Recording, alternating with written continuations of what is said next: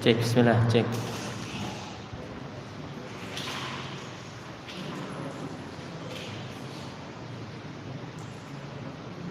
Bismillahirrahmanirrahim. Assalamualaikum warahmatullahi wabarakatuh. Innal hamdalillah nahmaduhu wa nasta'inuhu wa nastaghfiruh wa na'udzu billahi min syururi anfusina wa min sayyiati a'malina. Man yahdihillahu fala mudilla lahu wa man yudlil fala hadiyalah. Asyhadu an la ilaha illallah wahdahu la syarika lah wa asyhadu anna Muhammadan abduhu wa rasuluh. Ya ayyuhalladzina amanu taqullaha haqqa tuqatih wa la tamutunna illa wa antum muslimun. Ya ayyuhan nasu taqu rabbakumul ladzi khalaqakum min nafsin wahidah wa khalaqa minha zawjaha wa batha minhuma rijalan katsiran wa nisaa'a wattaqullaha alladzi tasaaluna bihi wal arham innallaha kana 'alaikum raqiba. Ya ayyuhalladzina amanu taqullaha wa qulu qawlan sadida yuslih lakum a'malakum wa yaghfir lakum dzunubakum wa may yuti'illaha wa rasulahu faqad faza fawzan 'azima. Amma ba'du fa inna asdaqal hadithi kitabullah wa khairal hadi hadi Muhammad sallallahu alaihi wasallam wa syarrul umuri muhdatsatuha wa kullu muhdatsatin bid'ah wa kullu bid'atin dhalalah wa kullu dhalalatin finnar.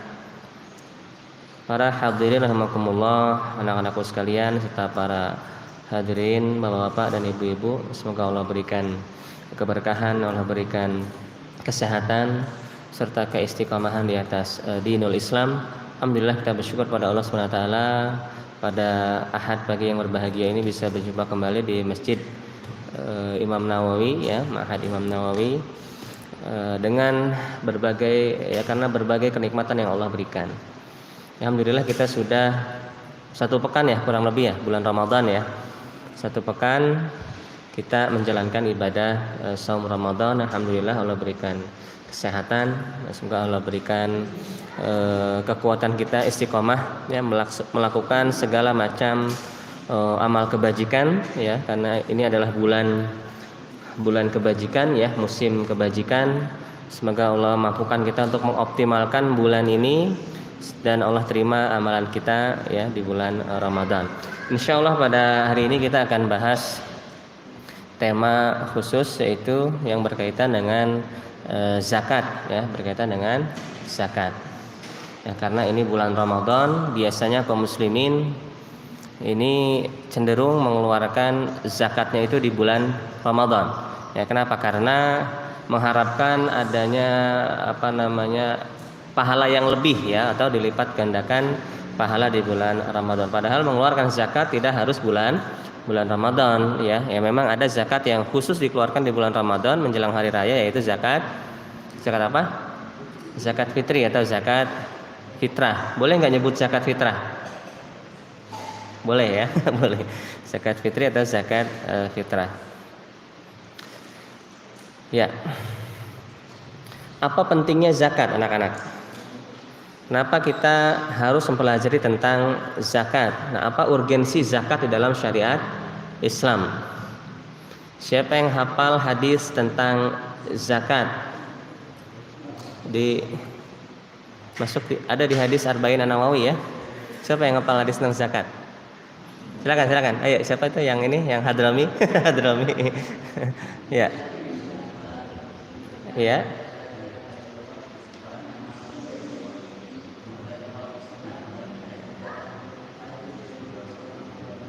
Iya, insyaallah mumtaz. Ya, jadi artinya apa artinya? Yang lain artinya, yang lain? Ada yang bisa? Artinya? Ya, silakan. Artinya apa? Kamu, iya, kamu. Siapa namanya?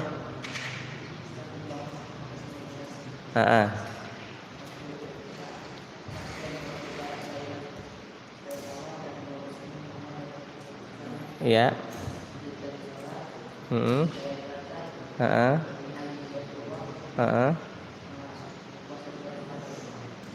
Itu nggak urut, ya? Betul. Ya, jadi zakat termasuk rukun Islam yang Berapa? Keberapa? Hah? 3, iya betul. Betul atau salah? Hah? Betul, ya santum. Jadi zakat termasuk rukun Islam yang 5. Ya, misalkan sabda Nabi SAW yang tadi sudah dibacakan oleh sahabat ya, teman-teman kalian ya. Az-zakat wa ita'is shalah wa iqamillahi Muhammadar Rasulullah wa anna Allahu ilaha la an syahadati khams. Wah, ini salah tulis. Fontnya berantakan, pantesan aneh. Iya. Islam dibangun di atas 5 rukun. Ya, yang pertama adalah apa yang pertama? Syahadat la ilaha illallah dan Muhammad Rasulullah sallallahu alaihi wasallam. Kemudian menegakkan salat ya, kemudian mengeluarkan zakat, puasa di bulan Ramadan dan haji ke Baitullah bagi siapa yang mampu melakukan perjalanan ke sana. Rawahu Bukhari wa Muslim dari Ibnu Umar radhiyallahu anhuma. Jadi betapa pentingnya zakat, bahwasanya zakat adalah termasuk rukun Islam. Nah, maka kita wajib bagi kita semua mengilmui ya. Yang pertama harus mengilmui tentang zakat. Harus memahami tentang zakat. Dan juga wajib bagi kita mengamalkan zakat. Karena zakat termasuk. Nah, apa manfaat zakat? Ya, manfaat zakat ya. Jadi selain yang pertama tentu saja kita sebagai muslim melakukan sebuah amalan karena berusaha untuk bertakwa kepada Allah Subhanahu wa taala ya. Karena zakat merupakan perintah Allah dan termasuk rukun Islam yang 5. Cuma terkadang untuk memotivasi kita, untuk semakin giat melaksanakan kewajiban, ya kita perlu juga mengetahui manfaat-manfaat dari ibadah-ibadah fardu yang kita lakukan. Ini manfaat zakat diantaranya yang pertama, zakat dapat membersihkan dan mensucikan hati. Ya, zakat dapat membersihkan dan mensucikan hati sehingga jauh dari sifat pelit. Ya. Nah, kalau kita cenderung pelit atau sayang memberikan sedekah ya, atau kepada fakir miskin, memberikan infak ya. Nah, untuk melatihnya ya, karena ini adalah ibadah yang wajib, maka kita mengeluarkan zakat. Berdasarkan firman Allah Subhanahu wa taala surat At-Taubah ayat 103 ya. Khudz min amwalihim shadaqah ya, tutahhiruhum wa tuzakkihim biha. Ambillah zakat dari sebagian harta mereka yang dengan zakat itu kamu membersihkan dan mensucikan mereka.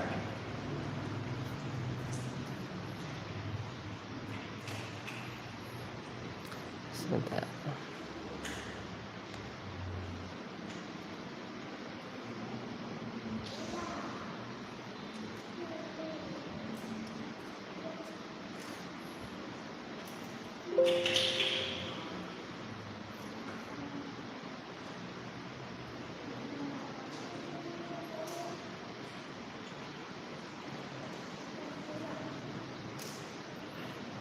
Ya, jadi manfaat zakat yang pertama yaitu zakat dapat membersihkan dan mensucikan hati.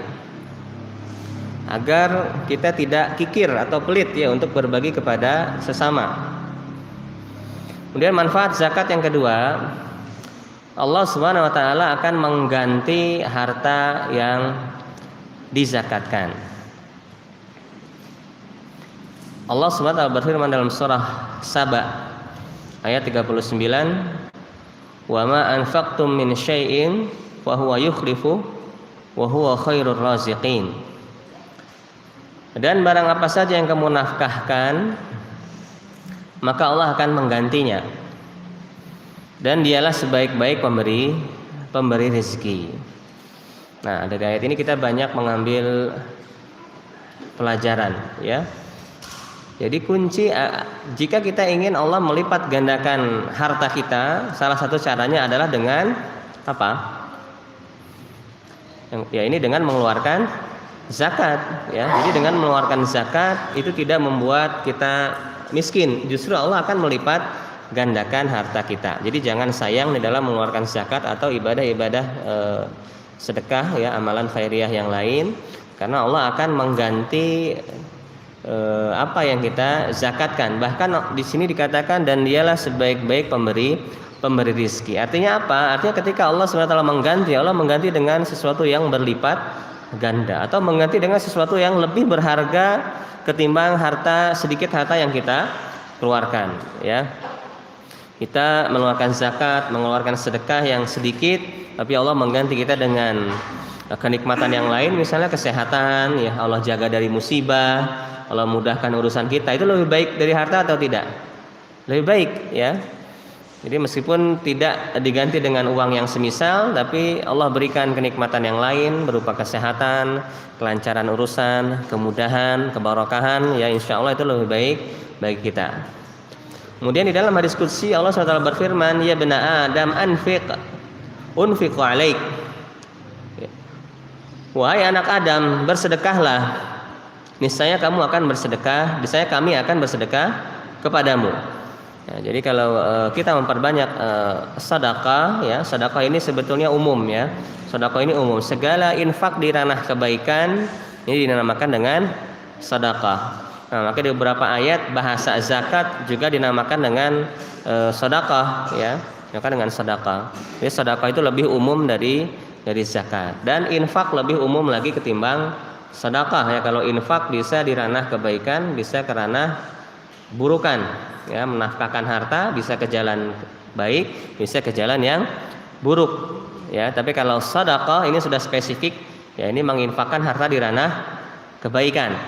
Nah, ada yang lebih spesifik lagi yaitu zakat. Nah, nanti kita bahas definisi zakat dan jenis-jenis zakat. Kemudian manfaat zakat yang ketiga, Allah Subhanahu wa taala ya akan melipat gandakan harta yang dizakatkan. Nah, apa beda yang tadi? Yang ke berapa tadi? Yang kedua. Kalau yang kedua tadi mengganti ya, mengganti. Jadi selain mengganti, Allah juga akan melipat gandakan harta yang dizakatkan. Allah SWT berfirman dalam surat Ar-Rum ayat 39, "Wa ma ataitum mir riba liyarbuwa fi amwalin nas fala yarbu indallah wa ma ataitum min zakatin turiduna wajhallah fa ulaika humul mudha'ifun." Dan riba ya, dan sesuatu riba. Di sini dikatakan pembahasan tentang zakat dikaitkan dengan bahasan tentang riba. Nah, ini perhatikan ya. Di sini di surat Ar-Rum ayat 39 ini Allah SWT menggunakan atau membandingkan tentang riba dan zakat. Ya, ini dan sesuatu riba atau tambahan ya, kelebihan yang kamu berikan agar harta manusia bertambah, maka tidak bertambah dalam pandangan Allah. Ya, di sini menunjukkan bahwasanya manusia cenderung ingin melipat gandakan harta, diantaranya dengan melakukan keharaman riba. Ya, orang mengapa masih melakukan riba? Karena ingin melipat gandakan harta atau duit, ya, tanpa melakukan amalan atau tanpa melakukan pekerjaan. Ya, jadi siapa yang tidak ingin ya? Semua pengen nggak kerja tapi duit berlipat ganda, mau nggak? Mau. Ya, tapi harus bagaimana jurus melipat gandakan harta ya? Apakah dengan melakukan riba? Tidak. Ya, di sini dikatakan dalam ayat ini, dan sesuatu riba yang kamu berikan agar harta manusia bertambah, maka tidak bertambah dalam pandangan Allah. Jadi harta riba itu sifatnya ya tidak menambah harta, justru akan memusnahkan harta. Yamhaqullahu riba, Allah akan memusnahkan harta riba. Jadi hati-hati kalau kita coba-coba mengambil riba, meskipun nominalnya itu bertambah ya, tapi itu hartanya membawa apa? Sial. Ya, hati-hati dengan harta riba. Harta riba itu membawa sial, ya, membawa kemusnahan, membawa kebangkrutan bagi pemegangnya. Dan apa yang kamu berikan berupa zakat. Nah ini, jadi kalau mau melipat gandakan harta, caranya adalah dengan mengeluarkan zakat. Dan apa yang kamu berikan berupa zakat, yang kamu maksudkan untuk memperoleh keridhaan Allah, mengharap wajah Allah, maka itulah orang-orang yang melipat gandakan ya pahala dan hartanya. Ya ini, jadi kalau kita ingin Allah melipat gandakan pahala beserta nominal harta kita, maka hendaknya kita mengeluarkan zakat ya. Melakukan zakat, bukan dengan melakukan riba. Nah, kemudian setelah kita mengetahui urgensi zakat ya, betapa pentingnya zakat di dalam syariat Islam, dan kita harus mempelajari tentang zakat ya, karena dia merupakan rukun Islam. Kemudian kita juga sudah mengetahui manfaat zakat ya, jika kita mengamalkan atau melaksanakan kewajiban mengeluarkan zakat. Kemudian kita juga harus mengetahui ancaman ya, bagi orang yang tidak membayar zakat. Nah, jadi kalau syariat Islam itu ada iming-iming ya, dan juga ada ancaman supaya imbang ya, supaya imbang. Yang pertama, harta yang tidak dikeluarkan zakat akan menjadi ular berbisa yang memakan pemiliknya. Allah SWT berfirman dalam surat Ali Imran ayat 180, "Wala yahsabanna alladziina yabkhuluna bima ataahumullahu min fadlihi wa khairan lahum bal huwa syarrun lahum sayatawwaquna ma bakhilu bihi yaumal qiyamah wallahi mirathus samawati wal arda wallahu bima." Kali-kali janganlah orang yang bakhil, orang yang pelit dengan harta yang Allah berikan kepada mereka dari karunia-Nya menyangka bahwa sifat pelit ya atau kebakhilan itu baik bagi mereka. Sebenarnya kebakhilan atau sifat pelit itu adalah buruk bagi mereka. Harta yang mereka bakhilkan itu akan dikalungkan di lehernya kelak pada hari kiamat ya, dan kepunyaan Allah lah segala warisan yang ada di langit dan di bumi, dan Allah mengetahui apa yang kamu kerjakan. Nah, jadi ancaman bagi orang yang tidak mau mengeluarkan zakat, nanti hartanya itu akan dirupakan ya, Allah jelmakan menjadi seekor ular berbisa ya, yang akan memakan pemiliknya nanti di hari kiamat. Nah, di sini dijelaskan oleh hadis Nabi SAW yang diriwayatkan oleh Imam Bukhari nomor 1403. Ya, ini makna ayat yang mereka bakhilkan itu akan dikalungkan di leher mereka kelak pada hari kiamat ya. Nah, di ayat yang tadi memang tidak secara tidak secara jelas ya. Jadi di ayat tersebut hanya diberitakan akan dikalungkan di lehernya kelak. Nah, apa yang dikalungkan? Apa berupa besi panas? Apakah berupa tadi ular? Ya, dari mana riwayat ini ada di riwayat Imam Bukhari ya, nomor 1403 dari Abu Hurairah radhiyallahu anhu, beliau berkata, Rasulullah SAW bersabda, barang siapa diberi harta oleh Allah lalu dia tidak menunaikan zakatnya, pada hari kiamat hartanya dijadikan untuknya menjadi seekor ular jantan akra, yaitu ular yang kulit kepalanya rontok, botak ya, karena di kepalanya terkumpul banyak racun yang berbusa di dua sudut mulutnya. Nah, ular itulah yang dikalungkan di lehernya pada hari kiamat. Ular itu memegang dengan kedua sudut mulutnya, lalu ular itu berkata, saya adalah hartamu, saya adalah simpananmu. Nah, kemudian beliau sallallahu alaihi wasallam membaca ayat yang tadi ya, ini surat Ali Imran ya, ayat 180, wa sabanna alladziina yaquluna bima ataahumullahu min fadli, dan seterusnya ya. Jadi hadis ini merupakan penjelas dari surat Ali Imran ayat 180 tentang harta yang tidak dikeluarkan zakatnya akan dikalungkan oleh Allah ya kepada pemiliknya berupa apa? Ular ya, ular besar yang akan memakan dia nanti di hari kiamat.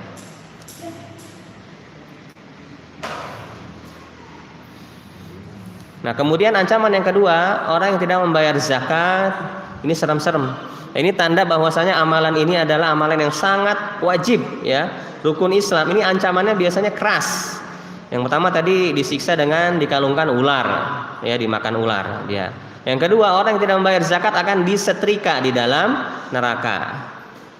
Ya, Allah Subhanahu berfirman dalam surat At-Taubah ayat 34 dan 35, "Walladzina yaknizuna adz-dzahaba wal fiddah wa la yunfiqunaha fi sabilillah fabashshirhum bi'adzabin alim."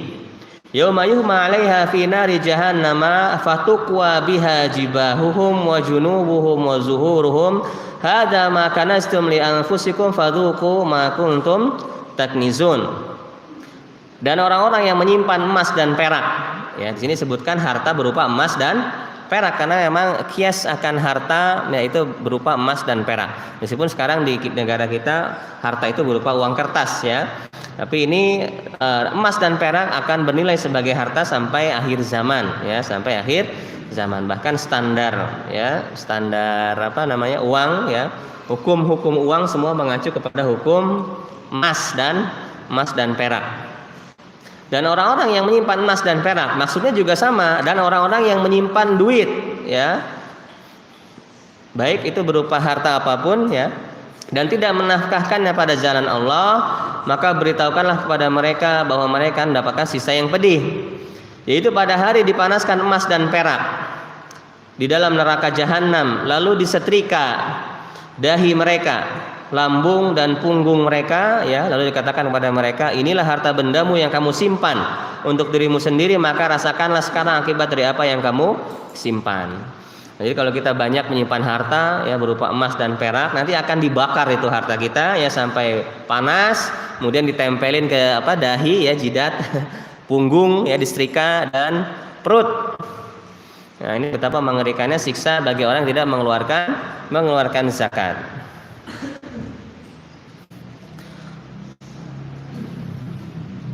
Nah, firman Allah Subhanahu wa taala dalam surah At-Taubah yang tadi kita bacakan atau ayat 34 35 ini dijelaskan oleh hadis Nabi SAW dari yang diriwayatkan oleh Imam Muslim yang nomor 9887 dari Abu Hurairah. Ya. Beliau sallallahu alaihi wasallam bersabda, tidaklah pemilik emas dan pemilik perak yang tidak menunaikan haknya atau zakatnya kecuali jika terjadi hari kiamat ya, maka harta itu ya yang berupa logam mulia itu akan dijadikan lempengan-lempengan di neraka, kata Nabi SAW. Kemudian dipanaskan di dalam neraka jahanam, dibakar ya, lalu disetrika lambungnya dan punggungnya. Tiap-tiap lempengan itu dingin. Nah, ini enggak sekali ya Allah, nauzubillah ya. Semoga Allah melindungi kita semua dari azab neraka. Jadi setiap lempengan itu dingin, dikembalikan, dipanaskan lagi ya, adem, dipanaskan lagi untuk menyiksa mereka. Itu dilakukan pada hari kiamat yang satu hari ukurannya berapa? 50.000 tahun. Nauzubillah.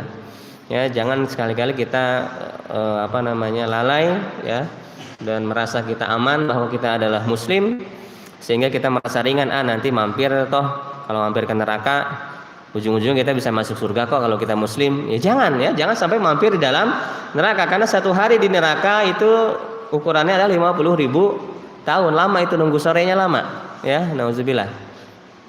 Sehingga diputuskan hukuman di antara seluruh hamba. Ini akan melihat ya, akan diperlihatkan jalannya kemungkinan menuju surga dan kemungkinan menuju neraka.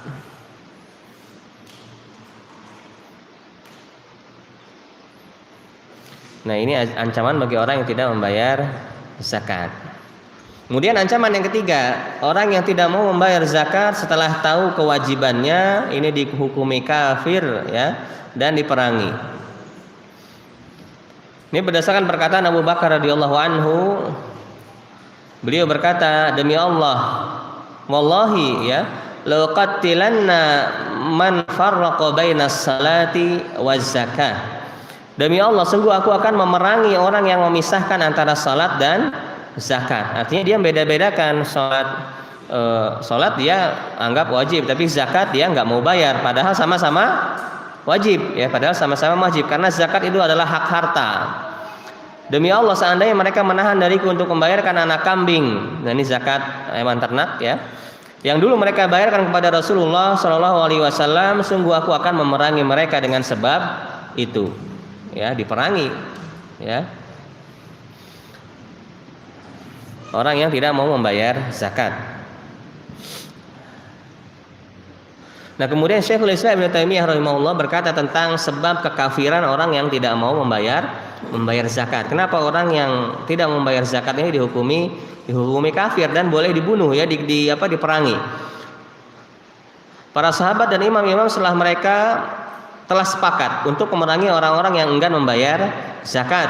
meskipun mereka mengerjakan salat 5 waktu dan berpuasa di bulan Ramadan.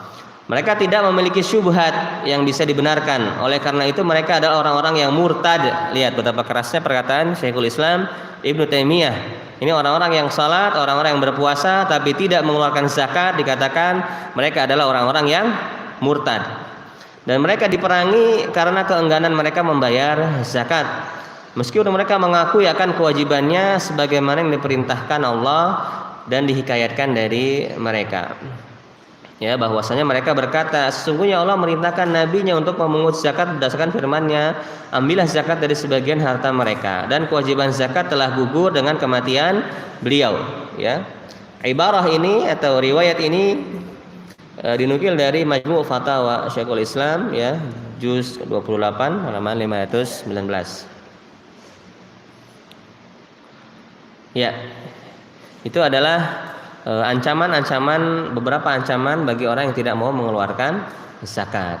Jadi untuk memotivasi kita, ya, jangan enggan ketika Allah berikan kita rezeki maka kita wajib mengeluarkan zakat.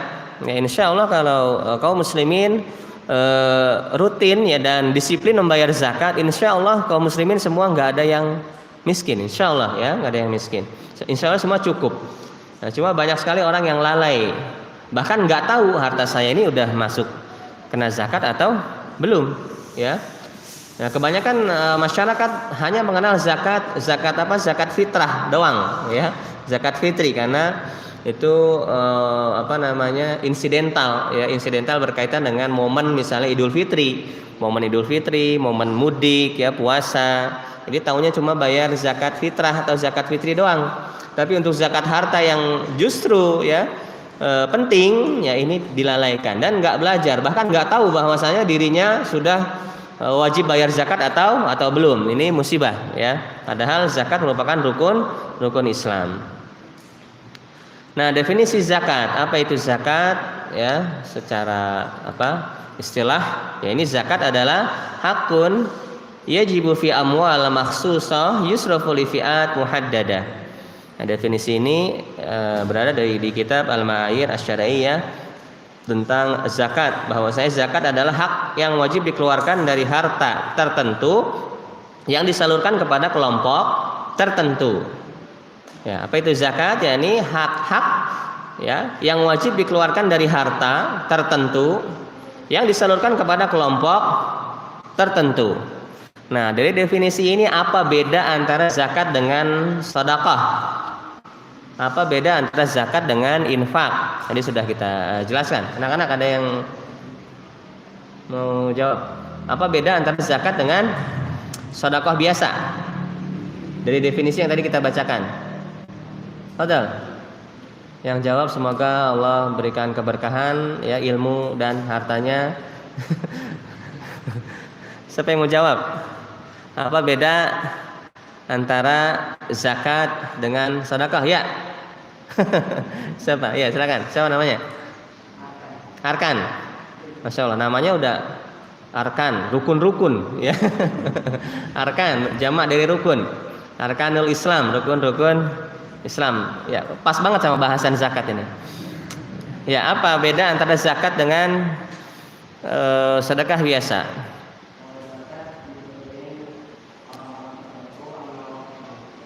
Dibagikannya. Terus satu lagi, buat siapa saja? Ya, buat orang miskin itu saja, ya, fakir miskin. Kemudian satu lagi, kalau sedekah dari harta yang apa? Ada nggak ketentuan harta yang boleh disedekahkan? Hah? Nggak ada, bebas, ya. Tapi kalau zakat ada. Nah, jadi tidak semua harta dikeluarkan zakatnya. Makanya definisinya zakat adalah hak yang wajib dikeluarkan dari harta tertentu, harta spesifik. Artinya tidak semua jenis harta bisa terkena zakat dan disalurkan kepada kelompok tertentu. Artinya tidak semua pihak berhak menerima zakat. Ini bedanya zakat dengan sedekah yang lain. Nah, jenis-jenis harta yang wajib dizakatkan atau harta yang kena zakat, ya, harta yang terkena zakat.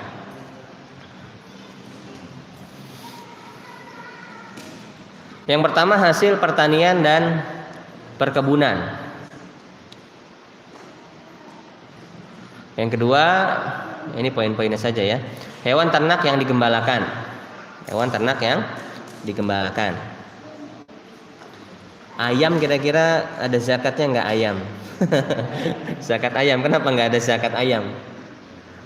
Ayam tidak digembalakan. Ayam kalau dilepas aja dia jadi makan sendiri ya nggak? Ya tapi kalau hewan yang digembalakan seperti kambing ya, sapi, ya ini ada zakatnya. Kemudian zakat emas, perak dan uang. Ini yang ketiga, satu kelompok ya, emas, perak dan uang. Kemudian yang keempat, urudut tijarah, barang dagangan. Nah, zakat itu hanya mengenai keempat objek harta ini. Berarti rumah ada zakatnya enggak? Mobil ada zakatnya enggak? Enggak ada. Jadi boleh enggak kita punya rumah banyak? Nah, biar enggak kena zakat, beliin rumah aja semuanya. Atau beliin zakat aja, beliin mobil aja semua yang banyak.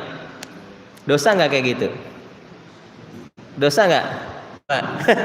Dosa enggak punya mobil banyak? Punya rumah banyak? Enggak dosa? Tergantung, gimana Pak? Hah? Tergantung tujuan. Yang benar kalau tujuan apa? Dosa.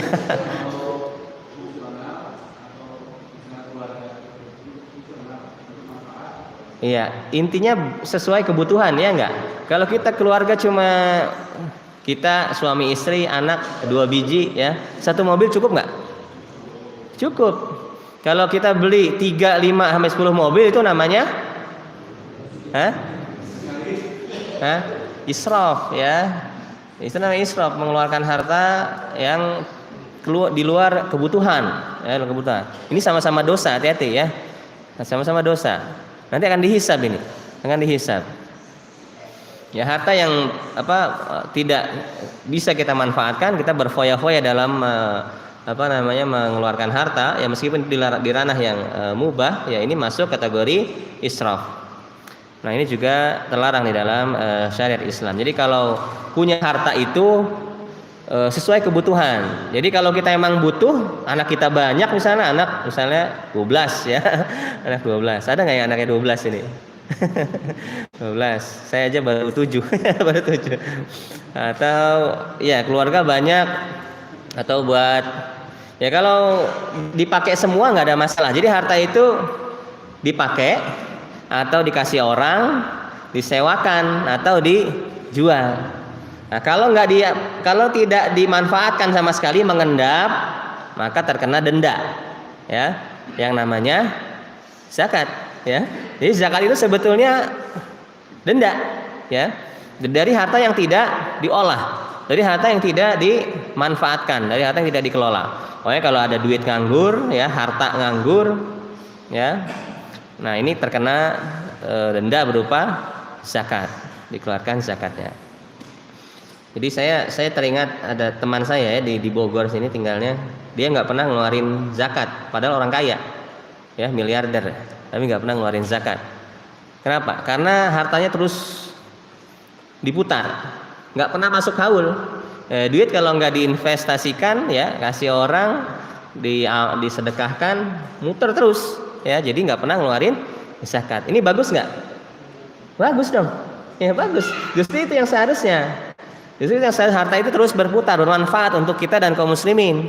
Ya bukan berarti kita nggak sedekah ya, kan banyak amalan sedekah yang lain kan, amalan sedekah. Nah itu yang bagus. Jadi harta, jadi tidak mengeluarkan zakat bukan karena sudah wajib zakat tapi nggak dikeluarkan, bukan. Tapi memang dia tidak pernah terkena wajib zakat. Ya karena hartanya terus dikelola dan disedekahkan ya kepada fakir miskin. Nah itu, jadi ada berapa tadi objek zakat, ada berapa kategori? 4 ya, hasil pertanian dan perkebunan, hewan ternak yang digembalakan, emas, perak dan uang, kemudian barang dagangan. Kemudian nah tidak semudah itu ya. Selain keempat kategori itu, ini ada syarat harta terkena wajib zakat. Ya, syarat harta terkena wajib zakat. Nah, syarat harta kena zakat itu ada 3. Yang pertama milkut tam, milik yang sempurna. Apa itu milik yang sempurna? Yaitu kepemilikan terhadap suatu barang yang tidak terkait dengan hak orang lain. Jadi mau kita apakan pun harta itu nggak ada orang yang komplain. Ya, itu namanya harta milik sempurna. Tidak ada pihak yang komplain. Kita mau kasih orang kayak ya, kita mau habisin ya, nggak ada pihak yang komplain. Ini namanya milik sempurna. Dan resikonya, ya ini untung dan ruginya itu menjadi tanggungan si pemiliknya. Ini yang dimaksud dengan milik sempurna. Ini sering kita bahas ya dalam bab jual beli, bahwasanya menjual itu harus barang yang dimiliki secara sempurna. Artinya nggak ada tanggungan dengan pihak lain, tidak ada tuntutan dari pihak lain, dan resiko serta keuntungannya menjadi dia yang tanggung. Kemudian yang kedua, syarat harta kena zakat yaitu mencapai nisab. Apa itu nisab?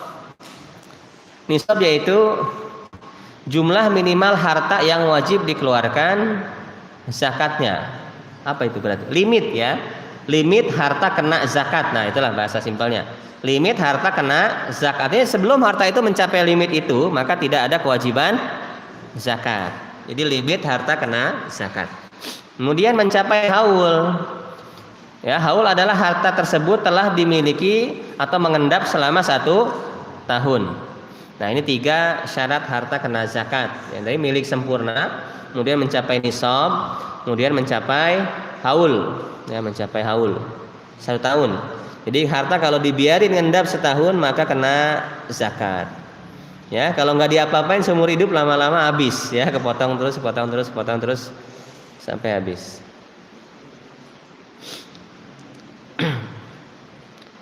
Nah, kemudian cara-cara menghitung zakat, gimana cara menghitung zakat? Dari mulai yang pertama, cara menghitung zakat pertanian. Ya, kita lebih ke belajar aplikasi ya, karena waktunya terbatas ya. Mungkin kalau anak-anak di kelas mungkin belajar lebih detail lagi tentang fikih zakat ya. Di sini kita belajar aplikasi langsung bagaimana mengaplikasikan atau mengamalkan zakat. Cara menghitung zakat pertanian. Ya, ini nisab pertama tentu saja harus milik sempurna ya, milik sempurna. Kemudian nisabnya tercapai. Berapa nisab zakat pertanian? Nisab zakat pertanian itu 5 wasak ya, 5 wasak. 5 wasak itu setara dengan 300 sok. Nah, 300 sok. Kalau zakat fitrah berapa sok? 1 sok ya? 1 sok. Nah, 1 sok itu berapa kilo? Makanya kadang beda-beda nggak? Beda-beda ya. Terkadang beda-beda karena sok wasak ini ukuran apa? Satuan apa ini? Satuan luas ya, satuan volume ya, 1 cidukan ya. 1 sok itu 4 mud ya. So itu 4 mud. Yang mud itu merupakan cidukan. Nah, jadi kalau kita urut dari satuan volume yang paling besar ya, wasak ya, 5 wasak ini kadar nisab zakat pertanian. Itu sama dengan 300 sok. 300 sok itu kurang lebih, di sini saya catatnya 900 kilo. Ya, hampir 1 ton. Ya, 1 wasak itu 60 sok. 60 sok. Nah, 1 sok itu 4 mud. Nah, mud itu adalah satuan volume yang terkecil, yaitu 1 cidukan 2 tangan orang dewasa. Ya, kalau orang Indonesia cidukannya sama orang Arab beda nggak? Beda cidukannya. Nah, maka kadang ada yang jualan itu ya, kalau nggak salah mud bersanad ya, mud bersanad ya, cidukan yang bersanad. Artinya standar. Iya, ada saya lihat di marketplace itu ada orang jualan itu mud bersanad katanya. Jadi cidukannya itu udah sama cidukan zaman Nabi. Ya, diukur, nggak tahu, saya nggak ngerti itu gimana meneliti sanadnya. Jadi 1 mudnya sama setara dengan 1 cidukan 2 tangan orang dewasa di zaman Nabi ya, ketika itu. Nah, itu zakat yang dikeluarkan 10%. Ya, 10% dari tadi nisab. Artinya kalau kita panen pertanian sejumlah minimal 5 wasak ya atau 900 kilo itu wajib dikeluarkan zakatnya 90 kg. 10% kali 900 kilo. Nah, ini anak-anak pelajaran matematikanya berguna ya buat ngitung apa? Ngitung zakat, ngitung waris. Ya ini kalau contohnya simpel sih gampang. Entah kalau udah menghitung zakat perusahaan, nah bingung tuh. Hitung zakat perusahaan, objek zakat di perusahaan ada apa aja? Nah, bapak ini, bapak yang punya perusahaan. Ngelihat objek zakat kalau di perusahaan di mana kita ngelihat datanya? Di neraca ya, di neraca. Nah, ini ada cash, kemudian ada inventory, ada piutang, ya. Nah itu semua objek zakat.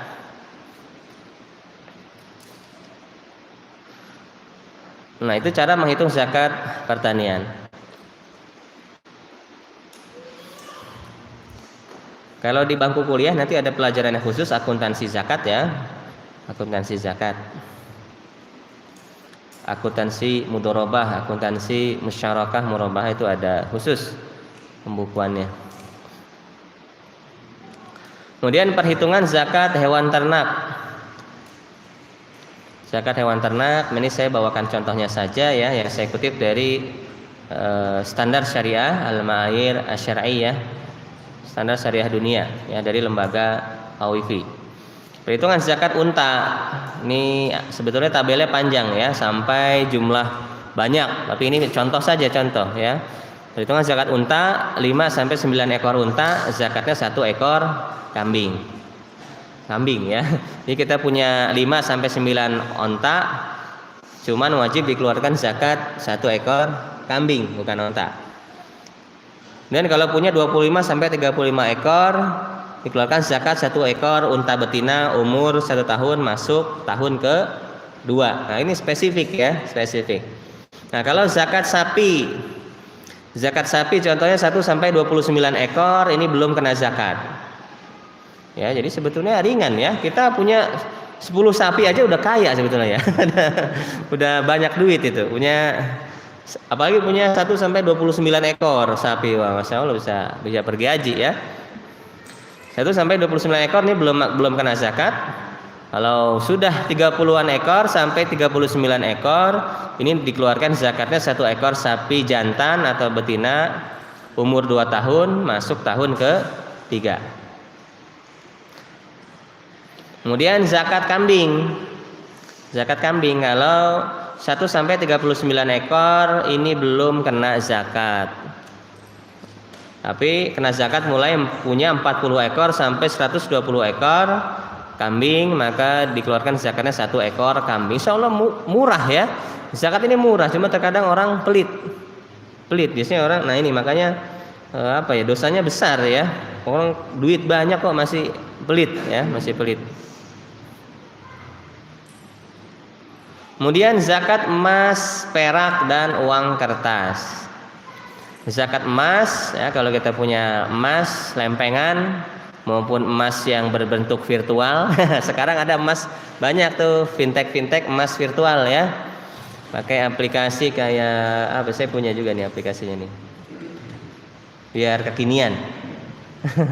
Ada Tamasya ya, atau di mobile banking Bank Syariah juga ada tuh. BSI ya, jual emas. Nah, situ udah ada fitur otomatis potong zakatnya lagi. Udah bagus ya, sudah bagus. Nah, itu juga terkena zakat. Kalau emas nisabnya berapa? Nisabnya tadi apa nisab itu? Anak-anak. Apa tadi nisab? Limit ya, limit harta kena zakat. Emas limitnya berapa? 85 gram. 85 gram itu sekarang harga emas berapa itu kalau diduitkan? 900 ribuan ya emas ya kadang ya, 930 ribu nggak salah. Nah, ini saya nyatatnya 932 ribu ya per gram. Nah, kalau emas berapa dikeluarkannya zakatnya? Berapa? Emas zakatnya berapa? Iya, itu nisabnya, limitnya. Tapi yang dikeluarinnya 2,5%. Ini udah pintar-pintar udah belajar ini fikih zakat. Udah belajar. Iya, alhamdulillah. 2,5%. ya 2,5% dari 85 gram ya kalau bentuknya gram. Tapi kan kadang nggak bisa dipotong emas. Kita punya batangan misalnya 100 gram ya kena zakat itu dan nggak bisa dipotong ya, maka dikeluarkan uangnya. 85 gram itu sekitar 80 juta ya, sekitar kurang lebih 80 juta. Dikeluarkan zakatnya berapa? Sekitar 2 jutaan atau 1.900.000-an.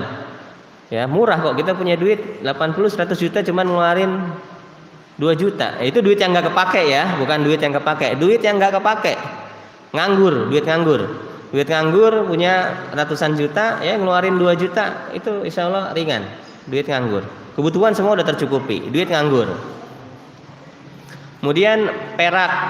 Nah, kalau perak itu nisabnya, limit kena zakatnya 595 gram. 595 gram. Yang jumlah yang dikeluarkan persen zakatnya 2,5%, sama seperti emas. Nah, kalau dirupiahkan emas itu tadi saya cek masih sekitar 11.000 12.000 ya, 12 ribuan. Nah, itu kalau dirupiahkan limit ya perak itu 7 juta ya, 7 jutaan sudah kena zakat. Dikeluarkan sekitar 2,5%, kalau dirupiahkan itu sekitar 180 ribuan. Murah, insya Allah murah. Cuma 180 ribuan setahun sekali, murah nggak? Murah. Cuman ini menjadi sulit bagi orang-orang yang ada penyakit di dalam hatinya ya, pelit. Nah, terus uang kertas mengacu kemana? Uang kertas mengacu ke emas apa mengacu ke perak? Hah? Dua-duanya. Kok dua-duanya? Kalau secara ekonomis kita maunya ngacu kemana? Ngacu ke makanannya. Nah, tapi apa kata para ulama ya, berdasarkan fatwa Lajnah Daimah lil Buhus wal Ifta,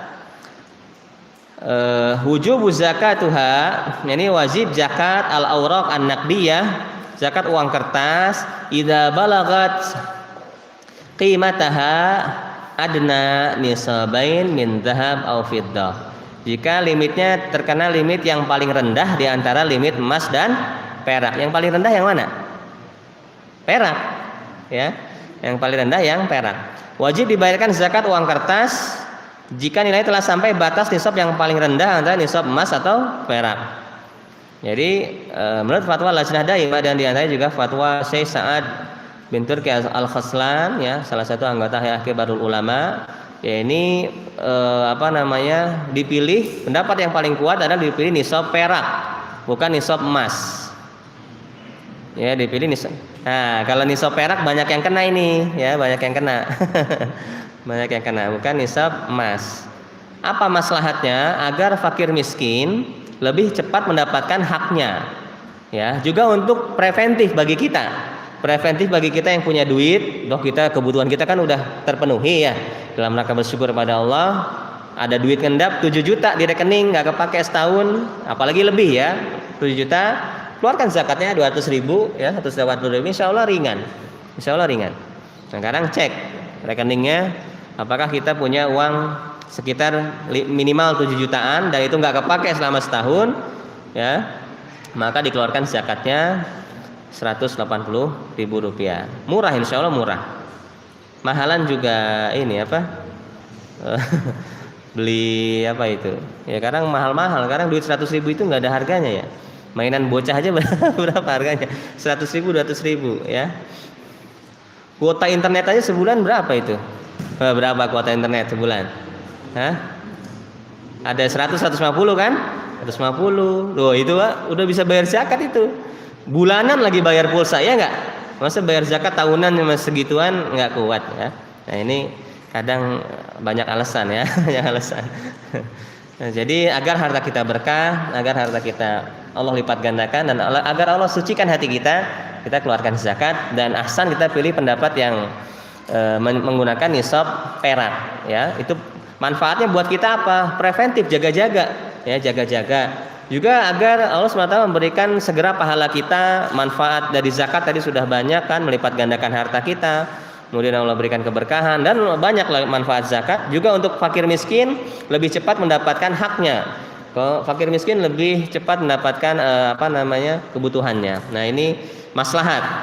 Maka saya pun menguatkan pendapat yang ini ya, sesuai dengan fatwa Lajnah Daimah ya, dengan mengacu zakat zakat uang kertas kepada nisab perak, bukan nisab emas.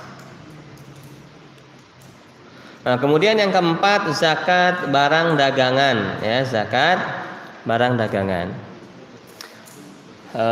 Berdasarkan hadis dari sahabat Samurah radhiyallahu anhu, beliau berkata, amma ba'du fa inna Rasulullah sallallahu alaihi wasallam kana ya'muruna an nukhrija shadaqah minal ladzi nu'iddu lil bai'.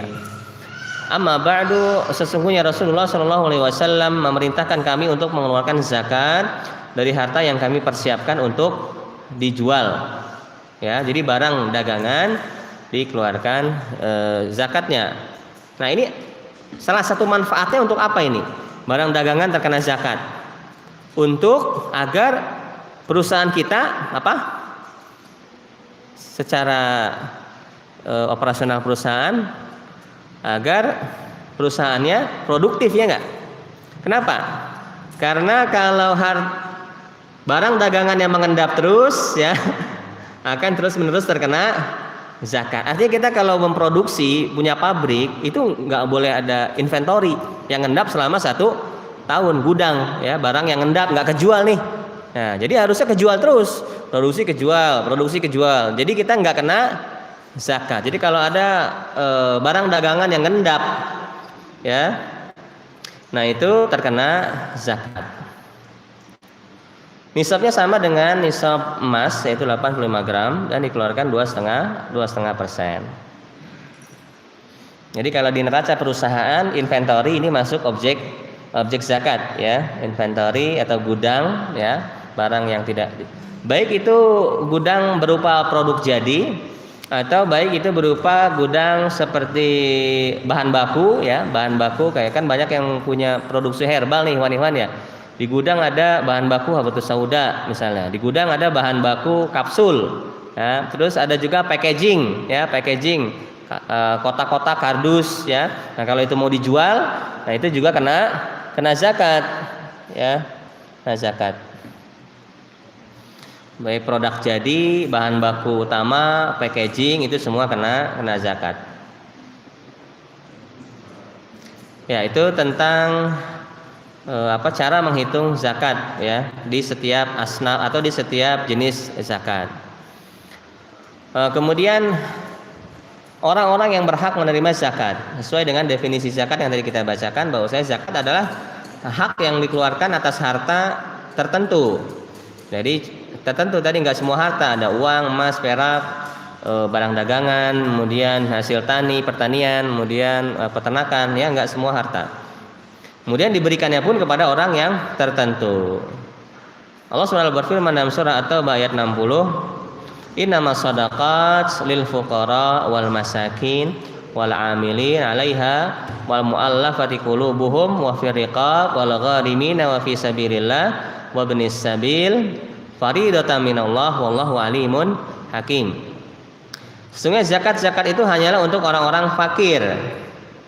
Ya, kemudian orang-orang miskin, kemudian pengurus zakat, kemudian para mu'allaf yang dibujuk hatinya, ya, kemudian budak yang mau memerdekakan diri, kemudian orang-orang yang berhutang, gharimin, kemudian orang yang sedang di jalan Allah dan musafir, ya, fisabilillah. Nah, bahkan talibul ilm termasuk fisabilillah, ya, orang-orang yang berjalan di jalan Allah, ya, para penuntut ilmu ini berhak menerima zakat, ya. Kemudian sebagai suatu ketetapan yang diwajibkan Allah, dan Allah Maha mengetahui lagi Maha hikmah. Nah, inilah 8 kategori atau kelompok tempat-tempat penyaluran zakat.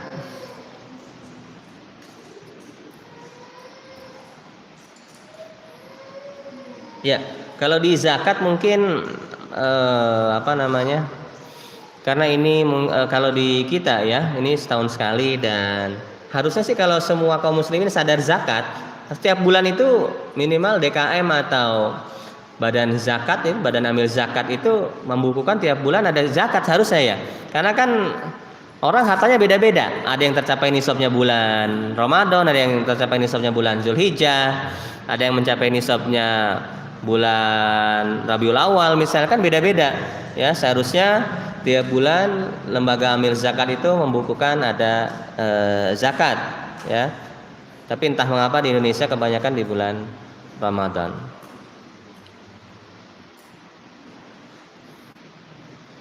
Yaitu tentang pihak-pihak yang berhak menerima zakat.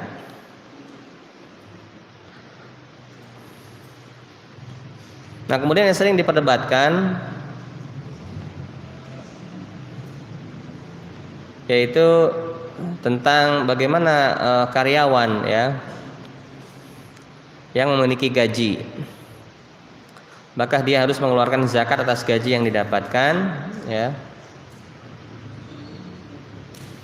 Ya, di sini saya kutip dari standar syariah zakat, ya, semacam ISO ya di bidang keuangan, tapi standar zakat dunia.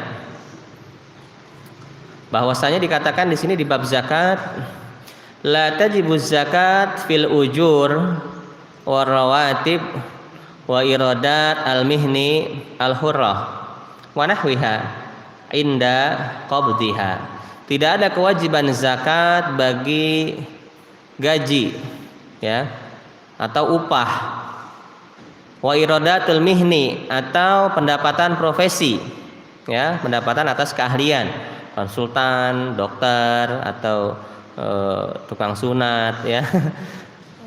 Iradat al-mihni al-hurrah, pendapatan profesi yang bebas, ya, yang tidak terikat dengan lembaga. Wa nahwihi, atau yang semisalnya, inda qabdiha, ketika menerima gaji tersebut. Jadi nggak wajib kalau baru gajian, itu belum wajib zakat, meskipun itu sudah tercapai nisab, ya, misalnya gajinya sudah di atas 7 juta, ya, di atas 7 juta. Sekarang orang Jakarta atau Cibinong banyak yang gajinya di atas 7 juta, ya. Level-level officer itu standar Jakarta itu 8 sampai 10, ya, 8 sampai 11 juta level officer. Nah, ini belum wajib zakat. Wa innama tajibu fima yabqa minha inda al-haul. Adapun baru wajib terkena zakat kalau gaji tersebut tersisa, ya, ketika tercapai waktu 1 tahun. Kalau ada sisa dari gaji, ngendap setahun, numpuk, ya, maka baru terkena zakat. Kemudian catatan yang berikutnya tentang yang terkait zakat ini, la tajibuz zakat fi a'yan al-mawjudat as-sabitah, ya, ad-darah lid-dakhal ghairul mu'iddat lit-tijarah mislu al-mustaghilat wal a'yan al-mu'ajirah, wa innama tajibu fiha yabqa min iradiha inda nihayat al-haul. Tidak ada kewajiban zakat untuk barang-barang atau aset-aset tetap seperti rumah, ya, yang digunakan untuk mendapatkan pemasukan, atau rumah kontrakan, ya, rumah kontrakan itu nggak kena zakat, ya, selama tidak dia niatkan untuk dijual. Mislu mustaghilat al-a'yan al-mu'ajirah, ini orang-orang yang punya aset kontrakan, ya, untuk disewakan, ya. Nah, ini tidak terkena zakat. Wa inna ma tajibu fi ma yabqa min iradiha inda nihayat al-haul. Adapun nanti zakat rumah kontrakan ini yang tersisa. Jadi duit kontrakan yang tersisa dan mengakumulasi nilai cash, ya, uang tunai jika tercapai haul satu tahun.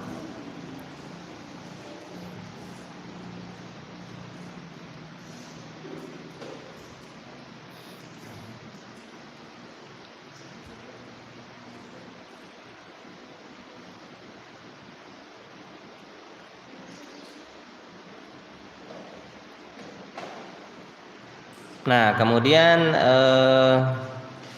sebentar. Oh ya, yang tidak kalah pentingnya bahwasanya standar menghitung haul zakat itu mengacu ke bulan Hijri ya, Hijriah, bukan bulan Gregorian atau Masehi.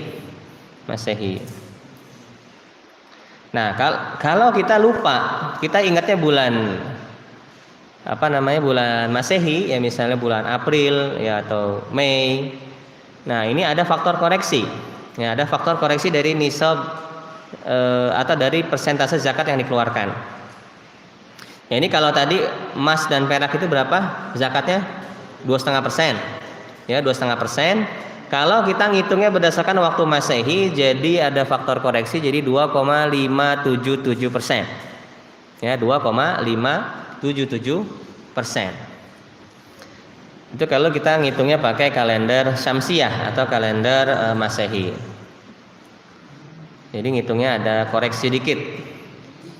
Karena jumlah harinya beda. Jumlah hari Hijriah dengan jumlah hari Masehi itu beda.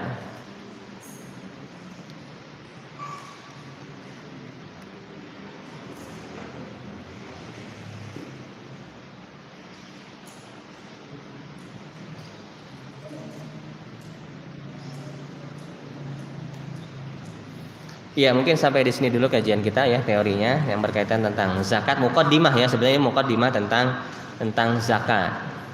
Muqaddimah agar kita termotivasi dan juga mendapatkan peringatan ya, agar tidak lalai dalam menghitung zakat pribadi kita, zakat harta kita ya. Jangan hanya cuma bayar zakat fitrah ya mentang-mentang bulan Ramadan ya, tapi juga jangan lupa menghitung harta kita. Jangan-jangan kita sudah terkena wajib zakat. Hati-hati karena tadi ancamannya berat ya. Hukumannya bisa disetrika dalam neraka ya, dikalungkan dengan ular ya, macam-macam.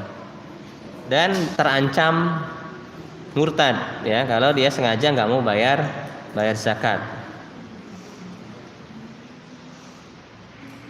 Ya, nanti insya Allah jika ada kesempatan lain kita bahas mungkin perincian tentang zakat ya, lebih aset-aset apa ya, karena aset itu enggak, apalagi di perusahaan ini banyak bagaimana menghitung objek zakat ya. Ada rumah yang disewakan, ada barang yang masih di perjalanan ketika beli. Kalau perusahaannya misalnya impor bahan baku ya, bagaimana ketentuannya. Nah itu lebih kompleks lagi tentang materi tentang zakat. Baik, kalau ada yang tanyakan tafadhol. Anak-anak atau Bapak. Silakan Bapak.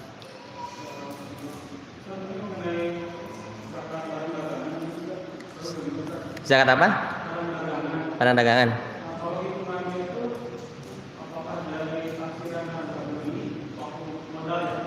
Harga jual, harga pasar, harga jual. Iya, bahan baku juga harga. Kalau bahan baku ya harga dia jualnya, kita beli berapa situ? Harga pasarannya. Kalau bahan baku ya, kalau produk jadi ya harga ketika produk itu jadi. Jadi tergantung jenisnya. Kalau harga packaging ya harga berapa harga pasaran packaging itu.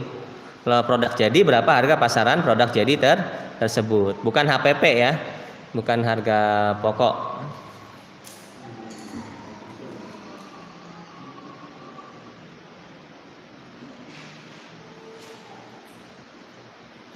Ya, silakan.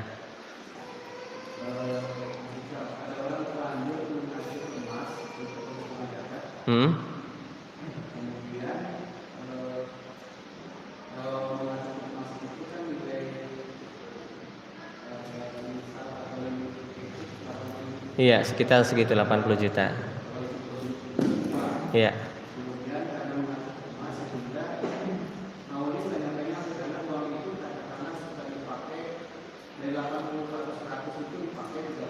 Iya.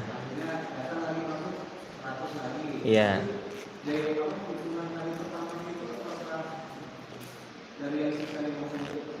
Oh, iya. Iya, bagaimana?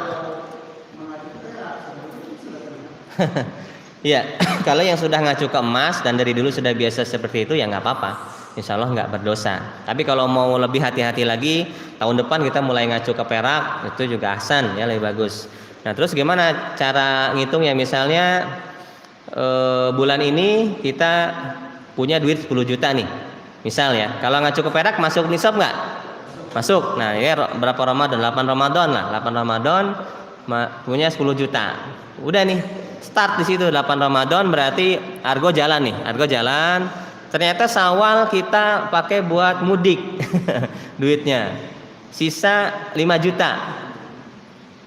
Terus gimana berarti? Ya udah, argonya berhenti. Argonya berhenti. Dinolkan lagi berarti haulnya yang dinolkan lagi ya, haulnya dinolkan lagi Syawal. Nah, ternyata bulan Zulhijjah dagangan kita laku, naik lagi jadi 20 juta ya, 20 juta. Nah, on lagi tuh. Argo haulnya on lagi. Dan sampai 8 Ramadan tahun depan duit kita masih bertahan di angka misalnya 15 juta. Masih di atas 7 juta. Berarti dikeluarkan zakat 2,5% dikalikan 15 juta. Gitu ya cara ngitungnya. Iya. Kendaraan.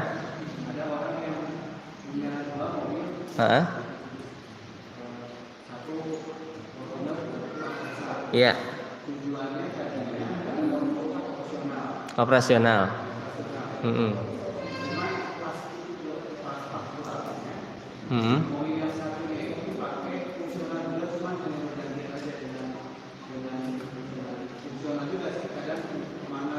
Iya. Soalnya kalau kondangan pakai Fortuner ya enggak? Oh iya. Iya, kalau buat dagang pakai yang biasa aja, pakai Avanza di sana. Ya enggak apa-apa, insyaallah enggak, tidak berdosa ya, tidak berdosa. Allahu a'lam shawab. Ya, ada yang lain? Ya, silakan Bapak.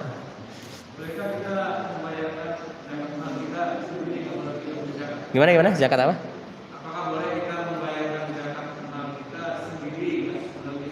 Oh, boleh sekali. Ya bahkan bagus kita keluarkan zakat yang terutama ke orang terdekat ya, ke orang terdekat. Kalau di tetangga kita, teman kita ada yang masuk dalam kategori zakat, misal kita punya penuntut ilmu lagi belajar ke Yaman misalnya, ya kasih dia nggak apa-apa, gitu kasih dia. Atau punya saudara sepupu ya, ponakan jauh, ipar lagi penuntut ilmu, kasih ke dia nggak apa-apa. Masuk asnaf zakat. Atau ada teman yang miskin atau punya banyak utang, kesian dia. Misalnya habis lahiran istrinya punya banyak utang, kasih dia, nggak apa-apa. Ya. Kasih zakat. Diniatkan memberikan zakat. Bagus, itu yang terbagus. Tapi jangan sekali-kali beri zakat ke orang tua, ya. Nggak boleh ngeluarin zakat ke orang tua, durhaka ini kan. Ya. Orang tua kandung. Adik boleh. Ya, adik boleh. Kalau ke orang tua nggak boleh. Kenapa? Karena orang tua wajib diberikan nafkah. Waduh, bahkan harta kita milik orang tua kita ya nggak? Kalau sampai orang tua, berarti kan kalau orang tua terima zakat, orang tua miskin. Dan kita bisa ngeluarin zakat, berarti kita mampu ya nggak? Ini anak durhaka berarti, ya anak durhaka. Kitanya mampu ngeluarin zakat, orang tua kita miskin. Nah ini anak durhaka ini ya. Gak boleh ngasih zakat ke orang tua. Kasih nafkah yang banyak orang tua. Ya. Mertua ya memang nggak ada kewajiban ya memberikan nafkah ke mertua. Tapi seyogianya sama lah ya. Atau minimal diberikan nafkah juga mertua. Karena kan dia orang tua istri kita. Ya orang tua istri kita diberikan. Ya masa sih kita kaya mertua miskin ya, kecuali memang ada kondisi yang tertentu ya. Ya sebaiknya ya kalau memang mertua miskin ya kita berikan nafkah juga. Kalau memang kita mampunya sedikit dan ternyata mertua mungkin karena banyak tanggungan masih miskin, nggak apa-apa diberikan ke mertua. Allahu a'lam bishawab. Ya.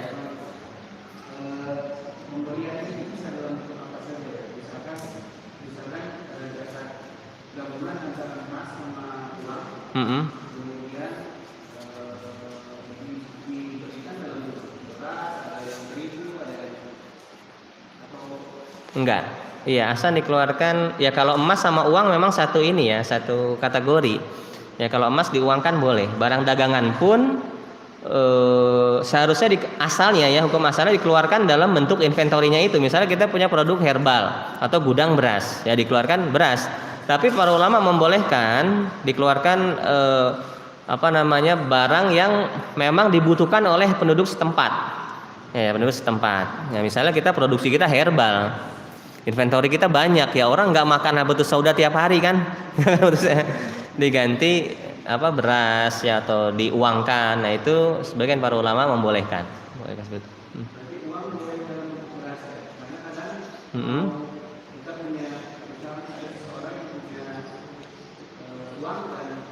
Hmm.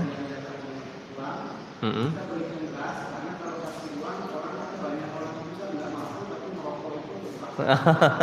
Ya kalau melihat maslahat boleh ya. Kita tahu misalnya orang ngerokok mulu nih, miskin-miskin ngerokok mulu, nggak bisa makan ngerokok. Ya kita kasih beras boleh.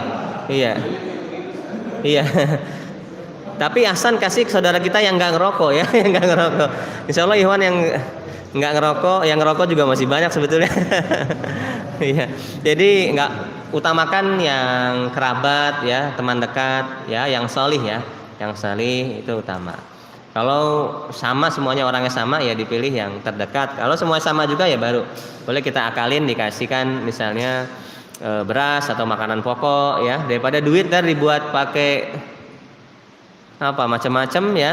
Misalnya dia nggak pandai ngelola duit, harusnya buat makan, buat bayar anak sekolah tapi dibuat yang lain misalnya. Nah, Hasan memang nah ini ada fatwa ulama yang membolehkan terkait hal ini. Ya Allah a'lam bishawab. Tapi asalnya dikeluarkan sesuai dengan jenisnya, ya. Dikeluarkan ya kayak kalau zakat uang ya uang, kalau zakat beras ya beras, ya. Zakat beras ya beras.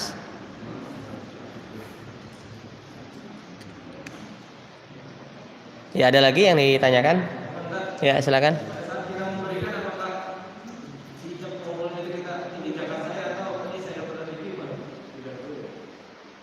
Ya ini memang ada perbedaan pendapat di kalangan para ulama ya ada yang mengharuskan adanya ijab dan qabul ya ada yang tidak ya jadi boleh-boleh saja mau pakai ijab qabul nggak apa-apa mau tidak pakai ijab qabul pun selama diniatkan ya insya Allah sah. Tapi kalau zakat kita diniatkan harus ya tapi yang menerimanya nggak harus tahu nggak apa-apa. Misalnya kalau kita kadang gini loh ada teman kita miskin. Syekh, anak ngasih zakat nih buat antum. Dia malu nerimanya loh. Malu dia nerimanya. Dia nggak mau terima karena waduh kayak miskin banget saya gitu. Padahal dia emang miskin gitu, tapi dia nggak merasa dirinya miskin gitu kan malu. Jadi kita mendingan nggak usah bilang. Udah yang penting kita niat zakat karena Allah kan. Syekh ini ada oleh-oleh misalnya ada oleh-oleh. Udah gitu dia insya Allah nerimanya bahagia kayak hadiah aja. Seperti itu. Wallahu a'lam bishawab. Ya ada lagi yang ditanyakan anak-anak? Kalau tidak ada mungkin kita cukupkan dulu kajian kita sampai di sini mudah-mudahan bermanfaat ya dan Allah lipat gandakan pahala talabul ilmi ya menuntut ilmu syar'i di bulan Ramadan dan Allah berkahi ilmu kita sehingga bermanfaat untuk dunia kita dan bermanfaat untuk akhirat kita kelak. Billahi taufik subhanakallahumma bihamdika asyhadu an la ilaha illa anta astaghfiruka wa atubu ilaik. Assalamualaikum warahmatullahi wabarakatuh.